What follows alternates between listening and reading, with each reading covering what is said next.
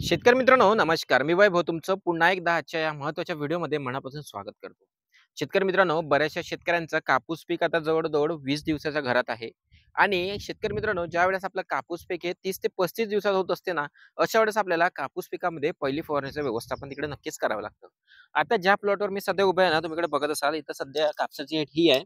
हे जवळ कापूस आता 15 ते 20 दिवसाच्या मधात आहे. म्हणजे 16-17 दिवसाचा आहे. उगवल्यानंतर वर आल्यानंतरचं. तर शेतकरी मित्रांनो, या कापूस पिकामध्ये आपण आताच्या घडीत आपण तणनाशकाचा स्प्रे करत असतो आणि तणनाशकाचा स्प्रे झाला त्यानंतर आपण एक खत व्यवस्थापन तिकडे नक्कीच करून घेतलं गेलं पाहिजे आणि त्याच्यानंतर आपण एक फवारणीचं व्यवस्थापन केलं गेलं पाहिजे. तर शेतकरी मित्रांनो, आजच्या या व्हिडिओमध्ये मी तुम्हाला एक झटपट पहिली फवारणी आपण कापूस पिकाला कोणती केली गेली पाहिजे, जेणेकरून आपल्या कापूस पिकामध्ये जे काही मावा तुडतुडा यांचा प्रादुर्भाव होत असतो त्याच्यावर आपल्याला नियंत्रण मिळेल. सोबतच आपल्या पिकाची जोमदार वाढ होईल आणि फुटवा होऊन वाढ होईल. असं काही कॉम्बिनेशन मी तुम्हाला आज या व्हिडिओमध्ये सांगतोय शेतकरी मित्रांनो.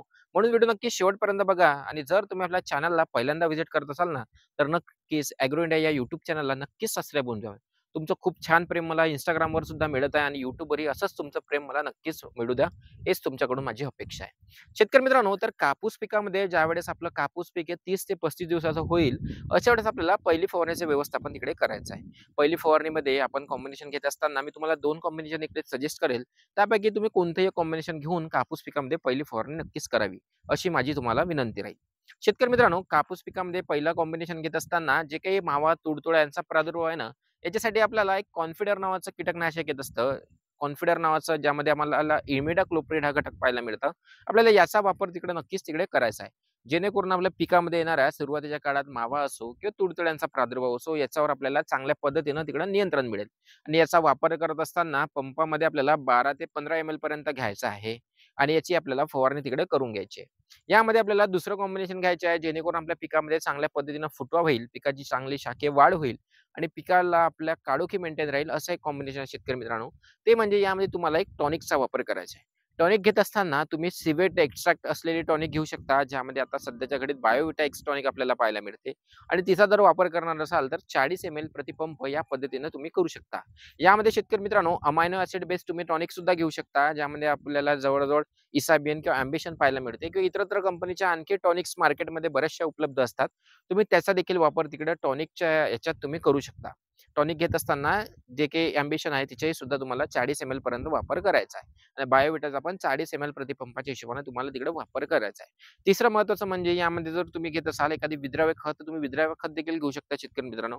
ज्यामध्ये तुम्ही 19-19-19 हे विद्राव्य खत घेऊ शकता आणि त्याची हे जे 3 कॉम्बिनेशन आहे याची एकंदरीत तुम्ही मिक्स करून फवारणी आपल्या कापूस पिकाला पहिली फवारणी हे करू शकता.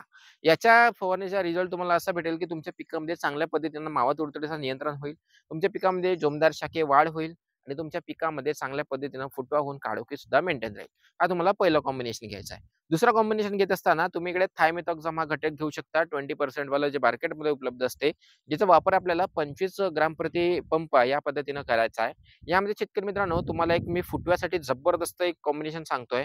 तुम्हाला इथं टॉनिक स्किप करू शकता. जर तुम्ही आयसीएल कंपनीचा 11-36-24 नावाची ग्रेड असते ना, जर ते तुम्ही घेतली, तर तुम्हाला टॉनिक घेण्याची गरज पडणार नाही. हा मी तुम्हाला दुसरा कॉम्बिनेशन सांगत आहे.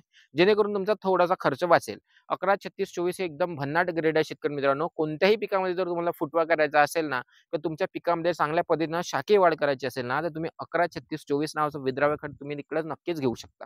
याच्यामुळे तुम्हाला खूप चांगला फायदा होईल. मी माझ्या पर्सनल अनुभवातून तुम्हाला हे सांगतोय.